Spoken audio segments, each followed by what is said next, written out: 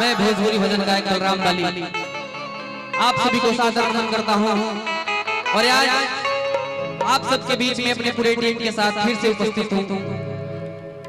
तो मैं चाहता हूँ कि एक बार फिर से आप सब मुझे ताली बजाकर अपना आशीर्वाद दे दीजिए, ताली बजाकर आशीर्वाद दे दीजिए। जितने भी लोग यहाँ उपस्थित हैं बहुत बहुत धन्यवाद। और मैं ज्यादा देर न करते इस कार्यक्रम का सीधा शुरुआत करना चाहता हूँ।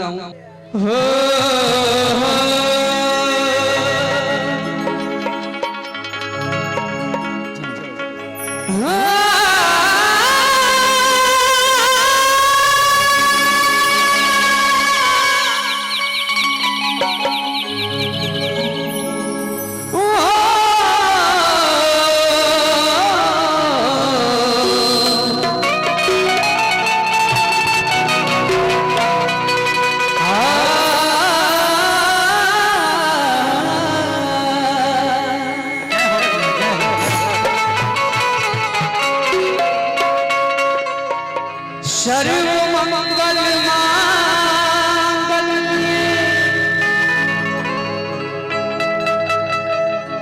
शिवे सर्वार्थ साधिके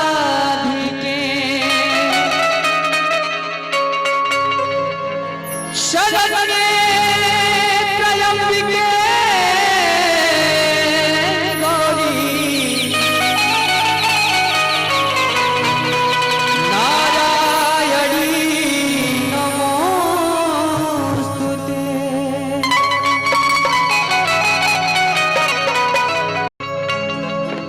मेजर लगा मेजर।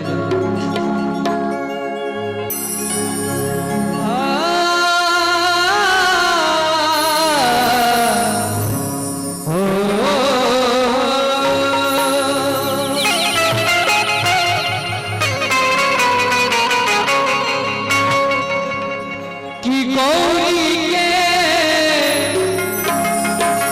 अरे ललना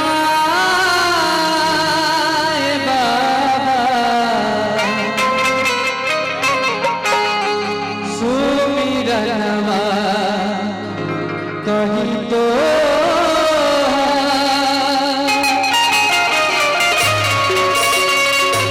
कि सुमिरनवा करी तो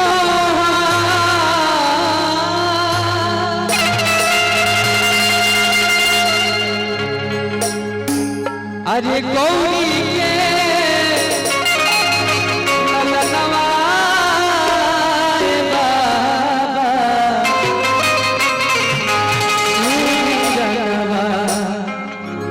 तो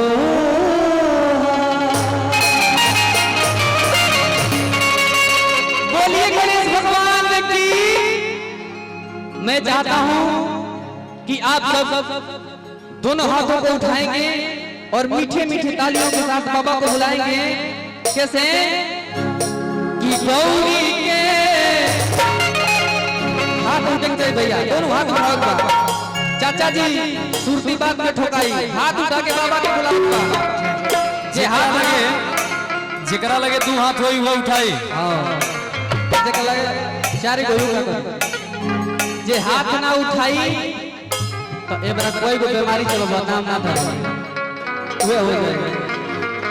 ताली बजा के फेंका कि गौरी के लनवाए बाबा सुमिरनवा गौरी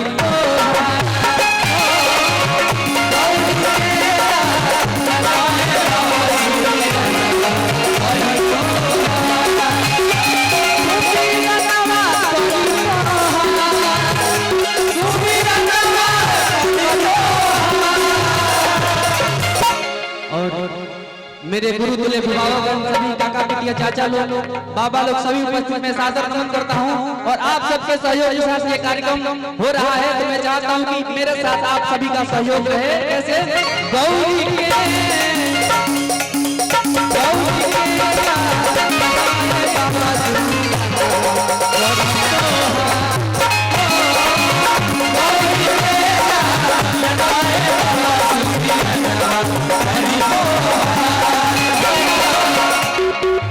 साउंड वाले भैया गोपाल साउंड भैया बहुत अच्छे बजा रहे हैं, लेकिन मैं चाहता हूँ कि और इस आवाज को आप क्लियर करिए। इधर थोड़ा गौजिया था, फ्रेश लेके बुझा देखो साफ बुझा कि हम का बोलत हैं। और मेरे साथ बहुत ही अच्छी गायिका रागिनी राय जी उपस्थित हैं। हम सब उनको भी सुनेंगे और हम सबके बीच में अभी कुछ ही देर में हनुमान जी साक्षात दर्शन देंगे। कितने लोग हनुमान जी का दर्शन करना चाहते हैं पर हाथों को उठाएंगे। जितने लोग हनुमान जी को देखना चाहते हैं, वाह क्या बात है। बोलिए बजरंग बली की तो गौरी के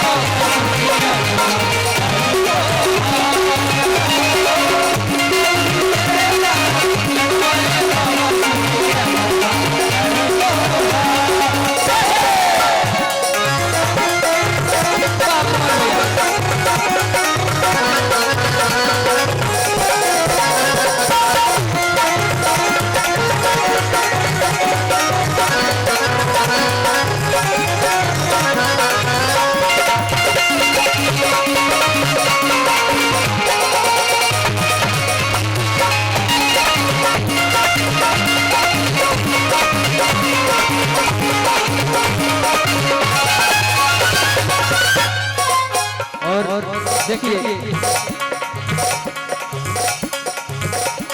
भावना में भावना तो भावना बेकार है। अगर भावना कर जाए न जहाँ जैसे कहाँ कैसे ना करे तो तनी दरबार लागल बा तो सबके सहयोग रहे चाहिए। और मैं आप सभी को नचाऊंगा, जरूर नचाऊंगा। आज पूरी रात दरबार में बाबा के नाम करेंगे हम लोग। आज घर नहीं जाना है, आज यहीं बिताना है। कहना है माता जगती पार्वती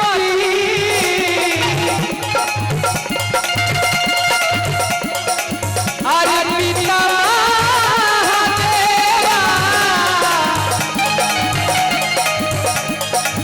लड्डू के भोग लगे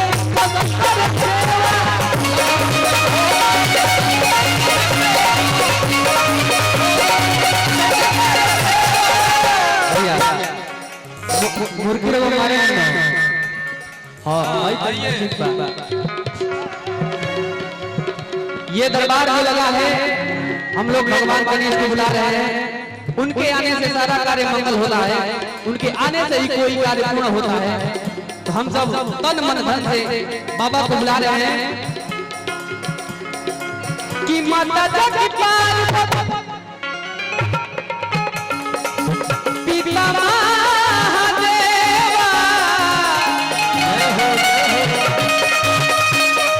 लड्डू के भोग लगे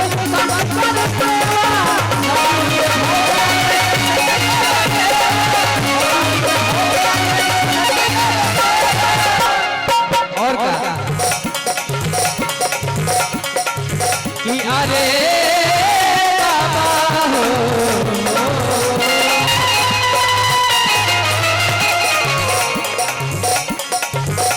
बड़ा बचपन है भैया भैया कि मुझके अरे है मुझके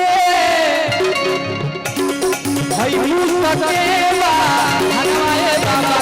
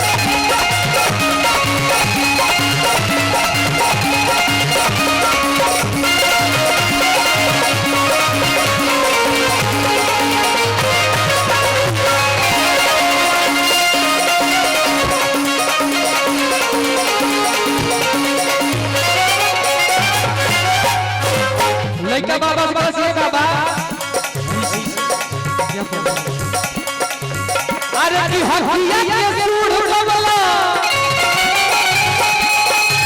अरे मानुषा के जाना लड्डूवन के भोग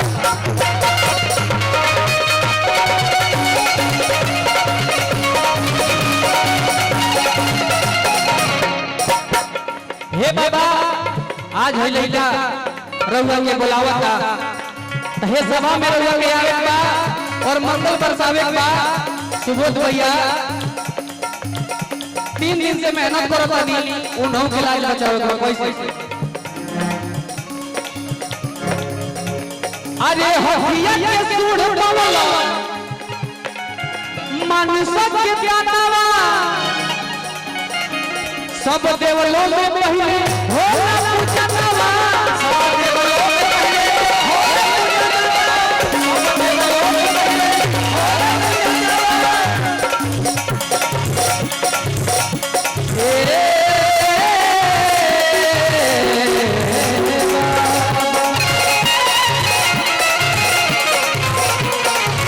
के आंख में भले लगा जब ले लाज बचावे के